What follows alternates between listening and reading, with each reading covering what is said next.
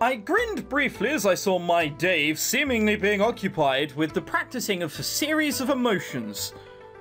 With the practicing of a series of motions. That does make sense. That's just how I read it. Almost as if she was fighting an imaginary opponent. Yeah, it's called shadow boxing? No, it's judo. Shadow rolling and grabs. Yeah, close enough.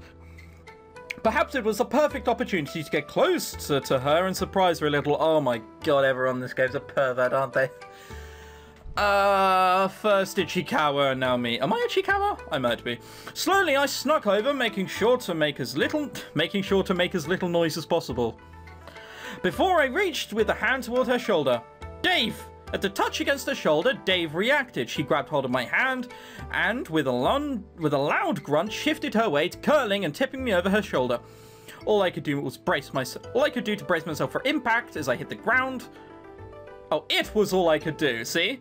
I'm looking for these spelling mistakes now, so I'm getting confused when there isn't one. Like a sack of potatoes. Ha! No one sneaks up on the great Kunoichi or Kunoichi. It doesn't matter, I'm going to be calling her Dave for a while. Araya. Oh! Dave! I didn't realize it was you. I'm sorry. You okay? You're perving on her. She's like 12. That's got to be illegal. No one's doing anything about that.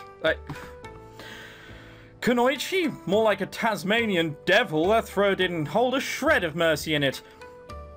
There's no mercy in the ring, Dave. Better you learn that lesson now than in 2 weeks' time. Let me guess, you want to do some sparring, right? No, don't be so presumptuous. Maybe I don't actually care that much. It's not, but you know, maybe. Actually came here to ask you something, but perhaps a little sparring wouldn't hurt after that.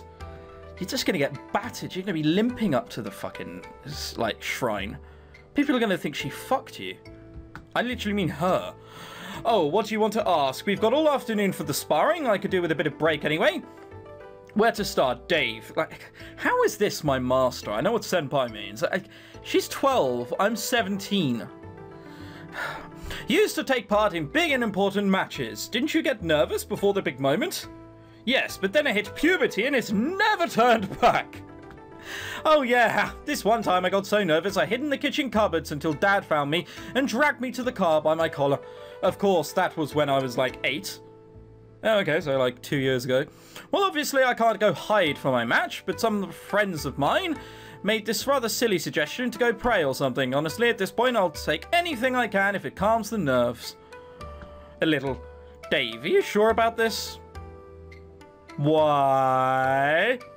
Don't say that and don't give me context.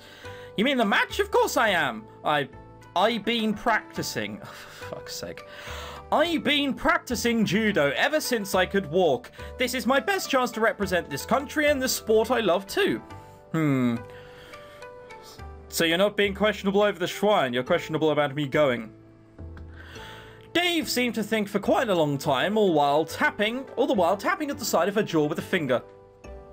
That's awkward. That's something a fucking woodpecker would do when she's bored, isn't it? Eventually, she snapped her fingers and grabbed hold of me tightly. Alright, I'll tell you the way to the shrine, but it's not going to be a simple clap your hands together and bob your head. You need to give something to the shrine, something of worth. You'll do. I mean, can we just do human sacrifices? I don't mind, we'll bring a knife, we'll chop your head off. You don't perform in tournaments anyway. And the only thing that you've seen to bring this world is other people peeking on you, including myself. It'll be fine. I guess I'll figure that out by the time we get there. Anyway, thanks, Dave. I appreciate it. We? Oh, no, Dave. I'm not going with you. I've got training to do. Besides, you've got to take this step yourself. I can give you a map and an easy way to get there, and you'll be on your own. Oh, you're not tagging along? Guess it be my own adventure to undertake. Honestly, I could proofread anything. Like, there are so many people who can proofread for you for not a lot of money. And so many visual novels don't bother. That, or they're just really, really, really bad at proofreading. I'll check the credits afterwards, I guess. Afraid so, Dave. Let me just grab some paper. I'll draw out your map. No directions, just I'll draw your map. You're probably gonna get lost. After a rise at return, I followed the directions the map had given me. The map had given it. Sure. Surprisingly enough, it wasn't all that far. The tip to get back if I got lost was a little sketchy. Just look down and you'll be able to see the dojo roof from anywhere on the hill.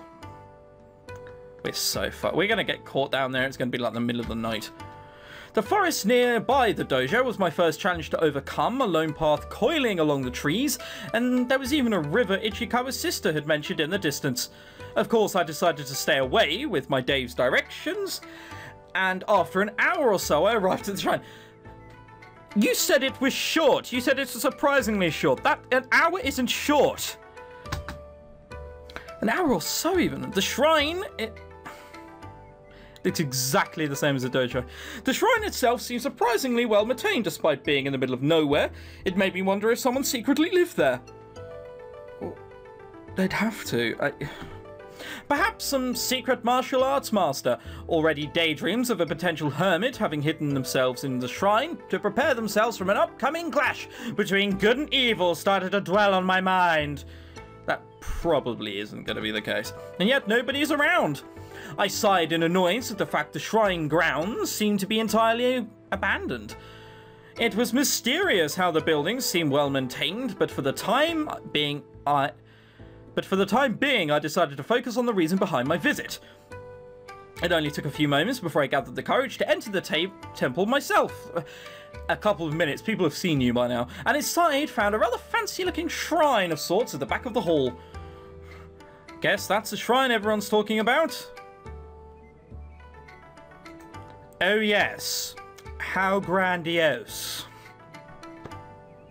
In the most possible way, it looks like a chair which someone's tried to make into a birdhouse.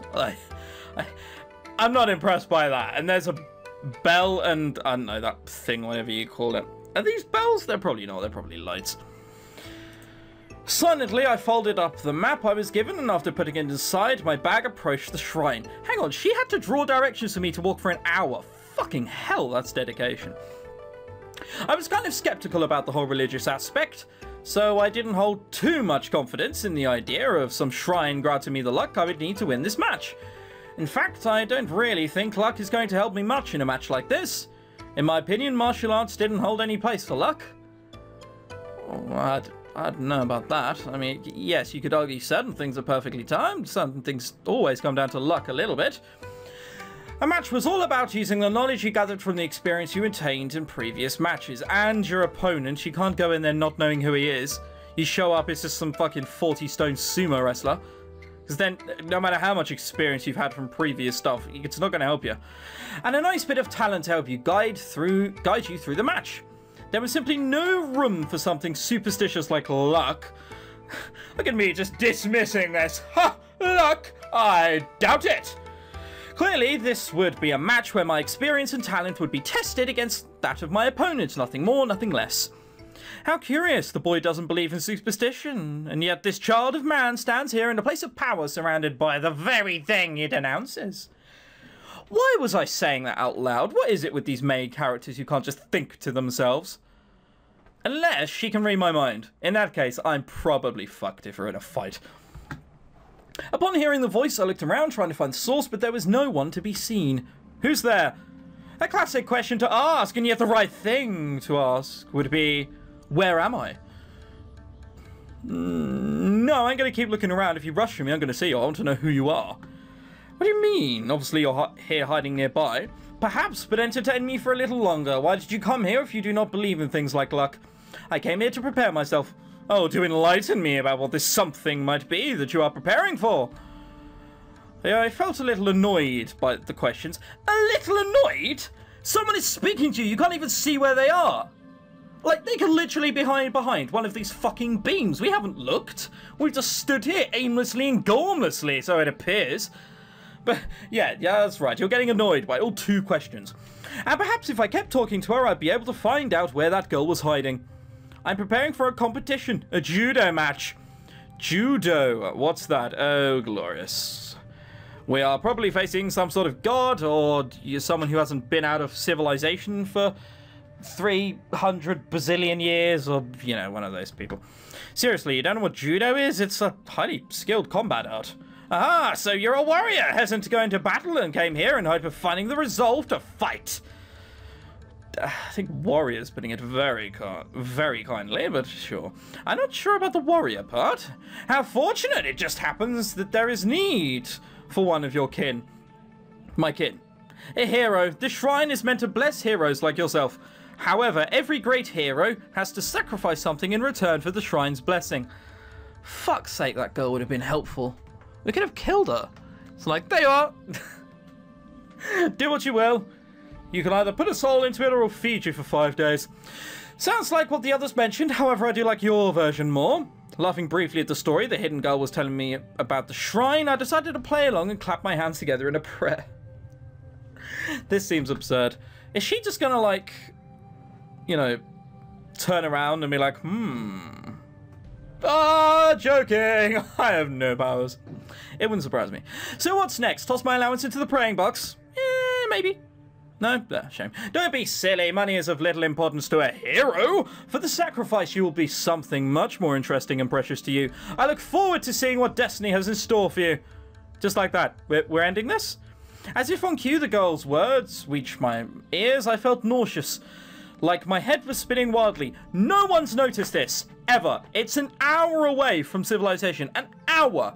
I know things which are an hour from here, up in the mountains near where I live. Everywhere. Like, no one's noticed. No one's come in and been like, what are you doing? Like, you've come to a shrine for good luck. What's up? I just wanted a McDonald's, if I'm honest, but I got a bit lost. Like, I can't think everyone coming there was like that. Like, my head was spinning wildly. Slowly, I staggered backwards, collapsing onto my back, and when my vision started to go hazy, I heard footsteps approach me. Good luck, you're going to need it. Wow, people dress like that in this game. You have horns growing out of your head as well. I must say, lower body, you're lacking. Winter must get a bit nippy. You have to have some sort of winter clothing. Also, your chains start there, then roll around here, which is, I'm assuming, your tail. That's going to strangle you. I mean, if you sort of, like, stretch your ass out as you sleep, you're just going to get strangled. Oh well. Despite my attempts to get back up, all I could do was briefly look up at the girl. The sight of the horns and tail made me wonder if she was cosplaying as some sort of anime character before. Yeah, that's definitely it. But before I had the chance to say anything, my vision was consumed entirely by darkness. Don't go towards the light, stay in the darkness. The rays of sunlight that glared into my face stirred me back into consciousness, a groan of annoyance leaving my mouth while I tried to get back onto my feet. I felt a bit dizzy, but the first thing I noticed was that I was no longer within the shrine. Rather, it looked like the forest that was surrounding the dojo. Is this mystical powers? What is this, Aladdin and his flying carpet? Come on. Of course, my first thought was to look around, see if I could find the same girl from before, but no, not a trace of her presence had lingered behind. To make things even more curious, the old worn-down path that I had followed amidst the trees was better maintained than I remembered. I haven't gone, like, a year into the future, have I? Just because I didn't specify it was in 2 weeks. Maybe I should head home. That thought was cut short by the sound of several female voices come from nearby. Get back here, Hikage! Stop them at once! Hikage? I think that was what they called that in Naruto. Just what exactly do you think I'm doing? I'm chasing them! I'm trying to stop them! Aha! I think they spotted what's missing, Dave. Keep running, Shibiko, and we might just escape. Just when I thought this day couldn't get any weirder, there came the sound of heavy footfalls from the forest nearby. Really? Yeah, my sentiments are matched by the word on the screen. What in the world is going on here? You realise that, I mean, look, those are going to pop out as you run. If you run that heavily, and especially that bent over as well. Like, just a little bit away from the path I was walking on, I saw a girl being chased by another pair of girls. However, there were two things I noticed that didn't make any sense to me. The first detail was the girls being chased at the ears and tails of a fox, and the other, the girls doing the chasing were armed with a katana and a nagatana. Have I jumped back in time, or have I gone forward in time? What one is it? Conniving Kitsune. We've met someone in a previous visual novel called Kitsune. I don't remember who it is. Come back here at once. Return what you stole immediately. I'm not reading that. I am not reading that. I'm not reading that. No, I refuse. Hikage, how could you blurt out something like that? Ha ha ha. Ha ha ha. Oh no, help save us from the rampaging women. While the girls had run away, seemingly into the direction the shrine was located at, I couldn't help but find myself struggling with the decision to just leave them be. While I didn't know what in the world was going on, the fact 2 of these girls were armed with rather realistic-looking props, for surely they couldn't be real. For surely. I couldn't call myself a hero if I let such a scene go by without acting. This has got just Japan and weirdness written all over it, hasn't it? It's only gonna get weirder next part.